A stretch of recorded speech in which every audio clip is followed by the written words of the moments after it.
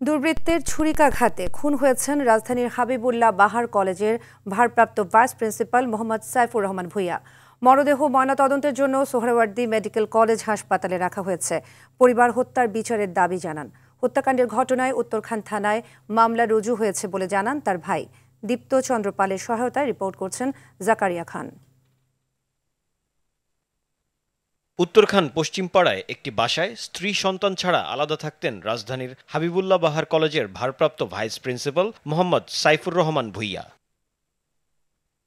সোমবার ভোররাতে বাসায় ঢুকে দুর্বৃত্তরা তাকে এলোপাথারি কুপিয়ে জখম করে। পরে প্রতিবেশীরা উত্তরার একটি হাসপাতালে নিয়ে গেলে চিকিৎসক মৃত ঘোষণা করেন। বাসায় থাকা অবস্থায় একজন শিক্ষকের এভাবে মৃত্যু কোনোভাবেই মেনে নেওয়া যায় না।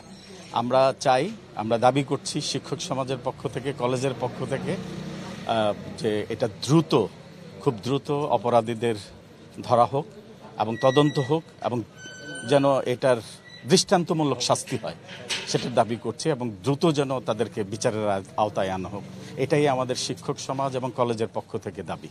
আমরা হাবিবুল্লাহ বাহার কলেজ পরিবার প্রচণ্ডভাবে শোকাহত এবং আমরা চাই যে একজন শিক্ষকের মৃত্যু ঘটেছে মানে আমাদের পুরো শিক্ষক জাতির গায়ে হাত উঠেছে, মৃত্যু ঘটছে।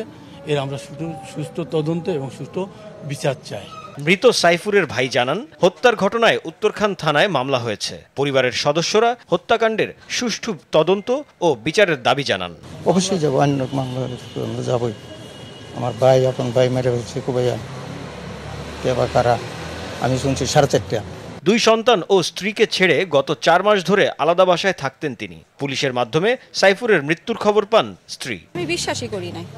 কলেজ থেকে অনেকগুলো স্যার ম্যাডাম আমাকে বলছিলেন যে এরকম মারা গেছেন। না, কেন মারা যাবেন? কারো সাথে কোনো বিরোধের বিষয়ে জানতেন না পরিবার ও তার সহকর্মীরা। জাকারিয়া খান, RTV।